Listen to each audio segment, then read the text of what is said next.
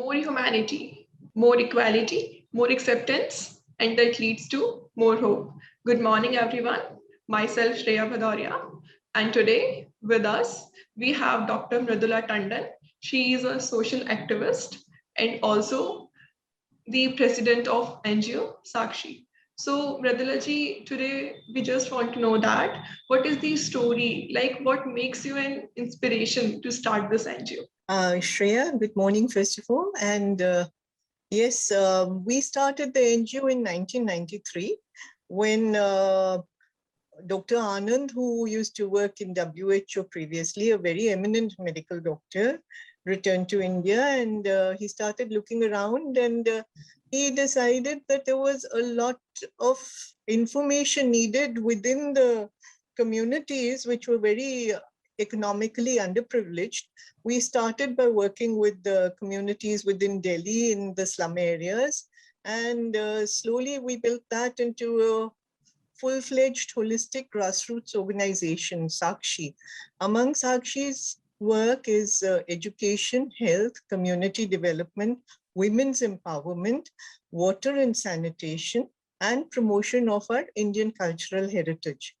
So when we come to the basics, it is a lot of work goes into the education field, because we find children who have not gone into school or who have dropped out of school are the ones who are potential targets, involved in activities which will lead to their being sooner or later put down as a history sheeter. So if we can get these children when they are young to our education centers, teach them how to learn properly, how to sit down, what is the discipline of learning, then we are able to admit them into regular government colleges, mainstream them, government schools, and mainstream them.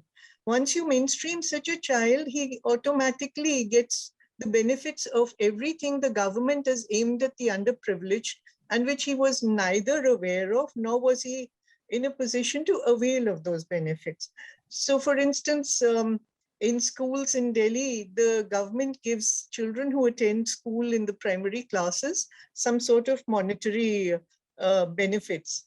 And that accumulates in his bank and is available to him when he's 18 years old, him or her. So similarly, there are other things which are available to these children if they had the knowledge or their parents had the knowledge. So once you've mainstreamed the child, you don't want him to drop out of school again. So we get him back to us, we give them midday meals, we give them need-based tuitions, we encourage them to also look at other avenues. So children in class 8 onwards will, for instance, start to learn computers, or they will learn spoken English as a verbal skill, or they will learn hairdressing and beauty parlor skills. All these training programs are again from syllabi which the Ministry of Education used to have.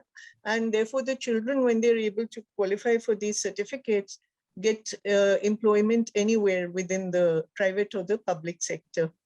To share a very interesting story, we work in Shaheen Bagh, and the girls there, it used to be really hard to motivate families to bring the girls to our centers to teach them. Yet once, when 2 girls got through the computers, and this is around 2008 that I'm talking about, they got the computer certificate, they got enrolled into 2 good companies, Vodafone and Tech Mahindra, and their take-home salary became 15,000 rupees. Now for young girls whom the parents did not even want to educate, going back to a family where there are 10 members, average family income 10,000 rupees. One young girl takes home 15,000. It is a statement for women's empowerment. It is a statement for education. It's a life-changing experience for the community. So that is one of the most amazing incidents of how a community's life and their point of view changes overnight, especially towards girls. So similarly, in girls' education, girls who drop out in class 8, Sakshi used to has a program for girls' education separately, in which we give them a small stipend. We also visit the family twice or thrice in a month. We ensure that the girls come from class 8 to class 10 at least. A girl who is married off at the age of class 8 is really not fit for marriage as yet. Yet after class 10, if the girl has studied that far and we have been able to inculcate in her, extra knowledge about what sort of, work is needed to start a family, how banks work, how savings happen, what is nutrition, what are the schemes that are available to her and her family. When she gets married and she goes into a new home and starts a family, the family has the benefit of so much that she has learned from, up to class 10. So that is another thing we do for girls. It's not that we don't do for boys as well, but because we are in women's empowerment, there's a slightly greater emphasis on making sure that women don't drop out when they should be studying or when they should actually be nurturing their own health.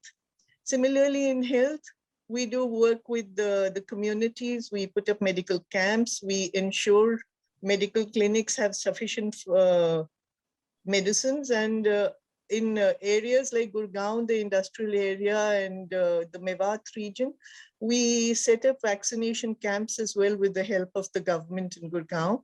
And we got all the Mazdoors there vaccinated at the time when it was most needed. We have a skill development center in Gurgaon where Mazdoors, the people who could get no work any longer, they became jobless and they needed fresh skills to get some sort of working going on in the family to earn something. We got a center for training them in mobile repairing, because everybody uses a mobile phone, and as a consequence in the lower classes, especially with the cheaper phones, there is a great need for repair. Sometimes the glass is gone, sometimes something. So these people who learned mobile repairing were able to then either join a shop or set up their own small shop. Similarly, we got Mazdoors who came to us for cutting tailoring. And this was with the help of export machinery, very heavy equipment, very expensive. And with the Ustad master cutter, they were able to learn how to work for exports in the garment industry. And this such a dearth of skill in this particular area that every 3 weeks, we have 21 candidates who qualify, and they immediately absorbed, because it's an industrial area there, and the minimum salary is 15,000. It goes up to 20,000 for a young, fresh recruit. While they're learning, we have a creche where the children can come and be educated, looked after, given food, taken care of, with a lot of activities, so that the mind is free for the parent. This is open to both men and women. The story mentioned like a girl who got a 15,000. What I thought is it's not a life-changing moment for that girl or that particular family. It will going to impact the whole community who are thinking that, okay, girls are not capable that much. So, Absolutely. I'll yeah. share another story with you. There is a village in Mehrauli in Delhi where half the community are Gujar Jats and half the community are Muslim. The main common factor between both of these people is that the women are left at home. If the women come out, they come out with a parda. Yeah. They're not, they come out with a veil on their face. They're not allowed to walk out into the open without a man accompanying them. It need not be a man, it can even be a 2-year-old boy, but there has to be a male member of the family accompanying these women. This was the condition we found them in 2008. And we asked them, we said, we are going to work with your community, and what would you like to learn? So the girls, when offered everything, used to say beauty parlor and hairdressing, or cutting, tailoring, and embroidery. And when we asked the seniors of the village, the buzurg, the panchayat, they said, nahi, lali lipstick se hamari betiyan bagad jayenge. हमें नहीं सिखाना उनको, madam जी ऐसा काम बिल्कुल नहीं चाहिए, उनको आप बस खाना पकाना सिखा दो थोड़ा बहुत. So we are like, there are two now points of view, what the girls want to learn and what the men want them to learn. So we worked with them a little bit. We started a Mahila Panchayat. We started talking about various other activities, water and sanitation, hygiene. And slowly, as they got convinced, we talked to them again and again. And we said, see, It's not that they will use it all the time or that they will get bigroed because of it, because what is going to happen is that आपके घर में भी ईद और दिवाली होती है, ब्याह शादी होता है, कोई रौनक होती है, तो आप बाहर से किसी को मंगाते हो जिसको आप पैसे देते हो और वो लोग घर की औरतों को सजाते हैं। अब बच्चियां घर में खुद ही एक दूसरे के साज सज्जा कर लेंगी, उनके पैसे बच जाएंगे, उनका चलो ठीक है करते हैं। That day to this day, that community has changed so much, Shreya. I can go on and on, but I think we'd be short on time. I'd also like to talk about the work we do in prevention of sexual harassment at the workplace. Yeah. So there was an act in the parliament which was passed on 9th of December 2013, which recognizes the right of women to be safe and work with dignity and respect in their workplace. Now, when we talk of the workplace is not a brick and mortar building. It doesn't mean only the cubicle you're working in or the floor you're working on or the building you're working in. The workplace, because of the judgments which were previously given in the Vishaka guidelines which happened, the workplace extends to anywhere that a woman goes in relation to her work. So like, for instance, during the pandemic, the workplace was her home.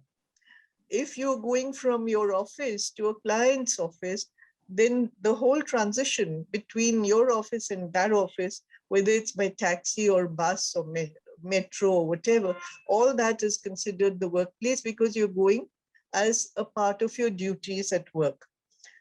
So there is a lot which is covered under this act. The problem is because the act is fairly new, a lot of people don't know much about it. Organizations have been mandated that any organization with 10 employees or more must have an ICC, an internal complaints committee. And yet we find people are in contravention of this or in violation of this only because of the ignorance. Some think it is only if you have 10 female employees. Others think that, oh, but we have only 1 or 2 women employees. Or they will think that perhaps it doesn't work on them because they're a private organization and not a public limited company.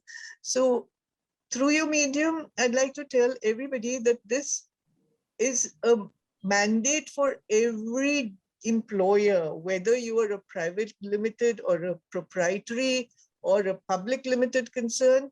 It is meant for every employee within that organization.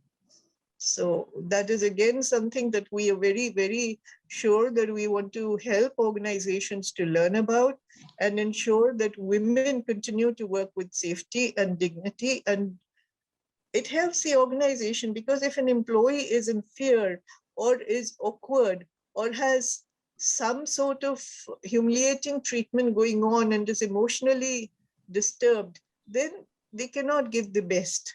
And to that extent, the employer also benefits that any employee of his, if he's able to work freely and confidently, he will give much more to the organization in terms of value. Yeah, where there is hesitation exists, then she can't able to work on that extent what she can deliver. Absolutely true. Because if you're waiting for something all the time, some bomb to be lit off behind you, how are you going to work? There are 2 eyes in front and they're all the senses at the back. So it's really hard. And fortunately for us, this particular law has seen that a lot of women who were afraid of even reporting such a thing have come forward and managed to get redressal for their problems. And the culprit, the aggressor, has got more than sufficient punishment. And it can lead up to 3 years of imprisonment, or it can go into monetary fines, including in government cases or in cases where there is retirement benefits, those can be cut off, or there can be a demotion. It just depends on the people who are adjudicating that particular case. So very curious to know that also that by profession you're a doctor. So what makes you shift from that profession to the social activist? Like what was that strategy? I think doctors anyway have a bent of mind to heal and to serve. And to that extent, serving, whether it is through a hospital or through communities, becomes an easier thing for people who want to do something to help others. And I was very fortunate because when I started work, I graduated from the Armed Forces Medical College. AFMC is very well known across the world. So I've seen a lot with the uniform. Then I worked in Lady Harding, I worked in Kalavati Saran Hospital. I saw the kind of situation that happens when young children are being treated and how the mothers are, actually almost tortured by the families because they've born a girl child or because the child is in need or hasn't, come out perfectly normal. So from teaching those people, it was but a step away to start giving free medicines and free consultations in the evening. And then joining a couple of other organizations which were doing social work to eventually founding our own organization, Sakshi, in 93.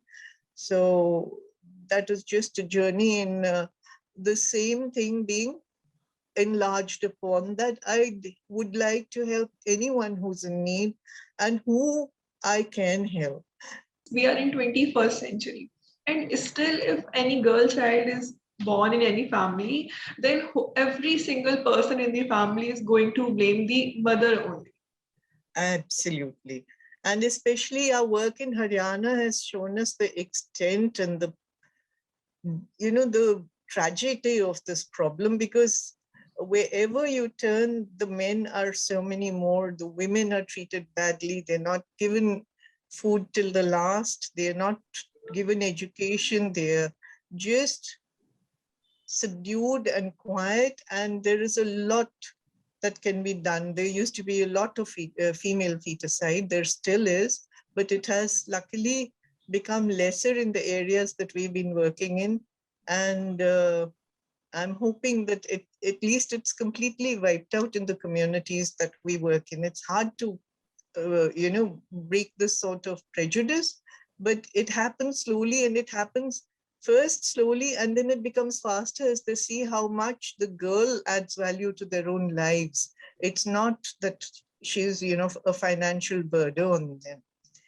So yes, it is something that we are working with, and all through the Mewat region and around Sonipat and the other areas where Sakshi has centers, we are definitely careful about how we talk to them and how we ascertain and make sure that this sort of thing does not happen in the communities that we are in. Yeah, so also mention that we've started working in Maharashtra as well, and there are 16 villages near Chiplur in Ratnagiri district, where our health van goes, the medical health van. It is a huge bus with a doctor's chamber, 2 patients' chambers, a dispensary unit, the compounder. And in this, we've been working there about 7 months now. In this short while, we've managed to get the appreciation of all the punch over there in the panchayat. head of And the village. they sort of look forward to this when visiting their village. We go twice a week to each village. So it's really heartening to make, when you offer a service and it is accepted and appreciated, it becomes really encouraging for the giver, and it becomes very beneficial for the taker. Yeah, for the giver, if it's like one line statement also now, but for the taker, it's very impactful. That encourage you very well. Absolutely. And especially because we can teach them as well, how to maintain good health and how to access health services in case there is a real need for it. So alongside that, of course, our work for prevention continues. So we talk to them about, in those areas, there is a lot of a habit of, putting a little piece of tobacco into your mouth and holding it in one side. So like a gutka or a tambaku ka piece, and it slowly dissolves. But where it's kept in the mouth, it starts to erode the buccal mucosa, the mouth's lining, and then it turns white in its place, and slowly it can lead to cancer, mouth cancer. Mouth cancer is easily detectable If not detected in time, it can become very hard for the patient, and the doctor has to cut away half the mouth at times, and the feeding is by tube. So it's a lot of trouble and a lot of pain and a lot of money which is involved in getting treatment for this. But the first step, if they have anything there, or if the doctor or the medical worker opens their mouth and shines a torch in and sees a white piece in their mouth, a white plaque, then they can be referred immediately to another better hospital.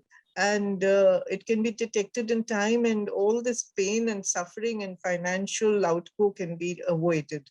So that is something that we are doing in Maharashtra as well.